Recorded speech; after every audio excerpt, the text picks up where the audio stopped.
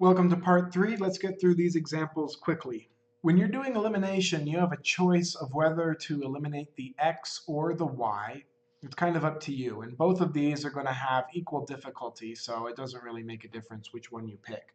So I'm going to choose to eliminate the x's, and so what that means is I need a number that both 5 and 3 go into so that they can, a multiple of both of them, so that I can cancel them. So I know that 5 and 3 both go into 15. So I'm going to multiply the top equation by 3 and the bottom equation by 5. Now that's not going to be enough. Although now I will get 15 and I will get 15, they're not going to cancel. If I add them up, they're going to be 30. So I need to multiply one of them by a negative. Doesn't matter which one you multiply by a negative, but you need to multiply one of them by a negative in order to cancel the x's. If we had done the same idea with the y's, because one is already negative, you could have just multiplied by two positive numbers. So maybe that would have been smarter to eliminate the y's. But this will work. So let's see what our two updated equations will look like. Negative 3 times all of these results in negative 15x plus 36y is equal to negative 3 times 13 is negative 39. So again, a lot of people forget to multiply that last number, so make sure you remember to do that. On the bottom, we get positive 15x, positive 25y equals 5 times 22 is equal to 110. And now we're ready to roll. So adding these together, our x's eliminate, which is the whole idea. And 36 plus 25 is equal to 61y is equal to 110 minus 39 is equal to 71. All right. Look over, make sure I didn't make a mistake. I think we're good. So obviously I divide by 61 and 61, and this is going to be a challenge to solve for x.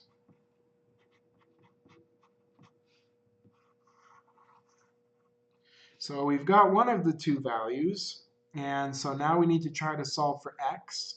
So it really doesn't matter which equation you plug them into, so I guess I'll pick the bottom equation because, I don't know, maybe it's a little easier. Hard to say. 3x plus 5 times 71 over 61 is equal to 22. So I just took my y value and plugged it into the y value right there.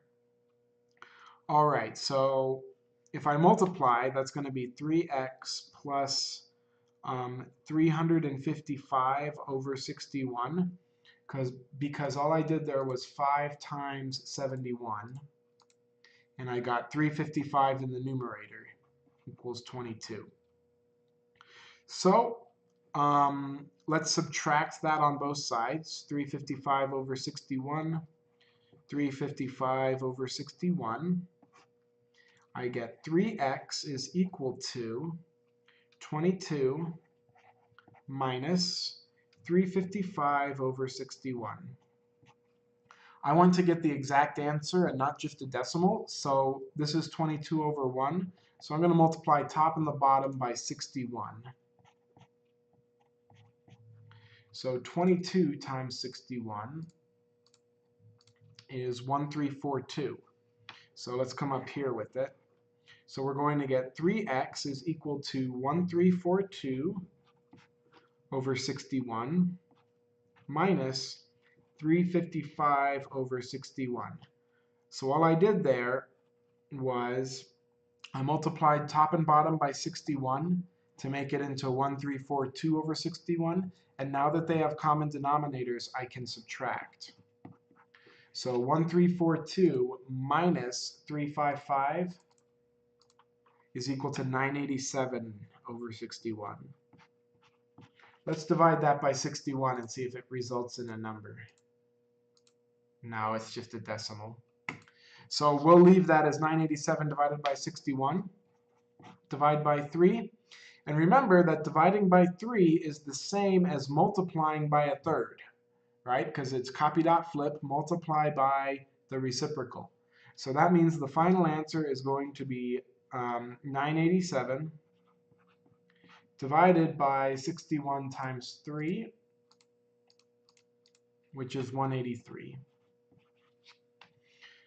Phew, so that was a long problem. I think 3 goes into 987 because 9, if you add the digits, you get a number that's divisible by 3.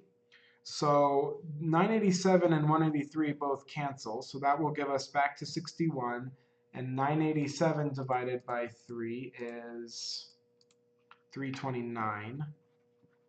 61 is a prime number, I believe, and so I do not think this reduces anymore because 329 is that. So I don't think that reduces. So the final answer is 329 over 61, comma 71 over 61. So a lot of work because of the fractions makes that one a little bit harder. But we still get an answer. By the way, since it's a solution, we get consistent and independent.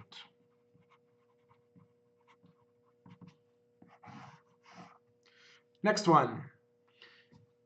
You notice on this one, there are a lot of fractions, and so what I would recommend on this one is to get rid of all the fractions first.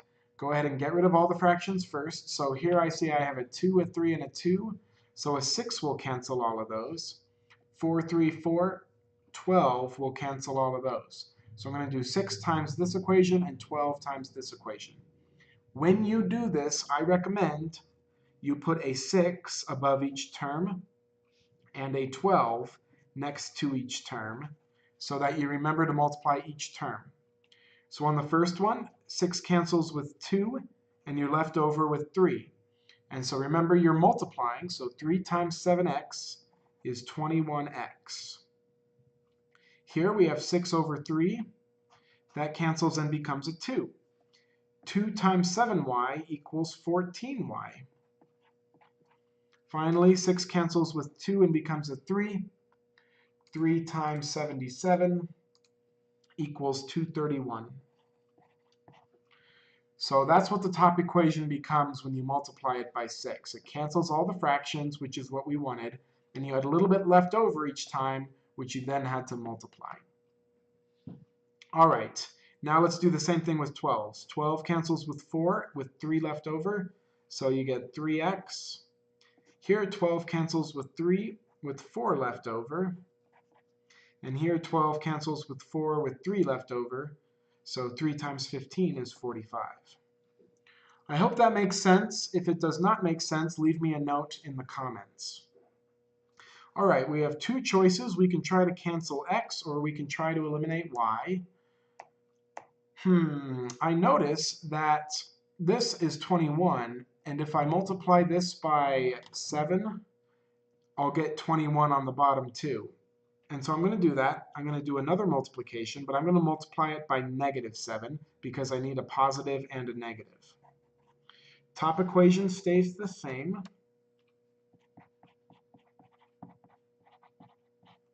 Bottom equation becomes -21x minus 28y equals -7 times 45.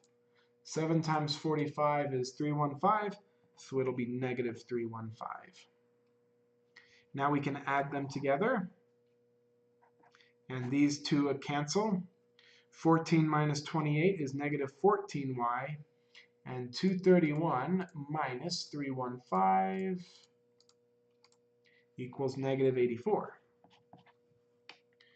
Thanks to elimination, we are one step away. Divide both sides by -14, and you get y is equal to 84 divided by 14 negative is 6. Oh, that was nice. It simplified, so we got 6. So now that we've done that, we're almost done. You see how much easier this is if we eliminate the fractions in the first step. So I'm going to go back to, I'm going to do this equation before we multiplied it by -7 as the equation to plug into. You can plug it into any equation that has x and y in it once you find your first value. So let's do this equation again to avoid the fractions. 3x plus 4 times 6 equals 45. So 3x plus 24 equals 45. Sorry, a little bit of a glare there. Minus 24, minus 24. 3x equals 21. Divide by 7, divide by 3.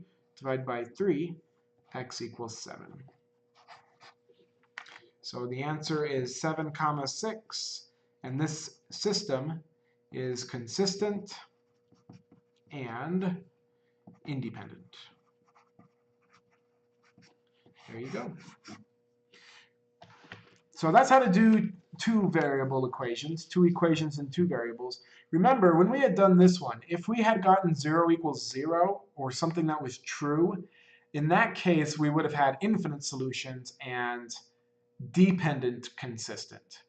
But because it was a statement that was false, it was no solution and independent.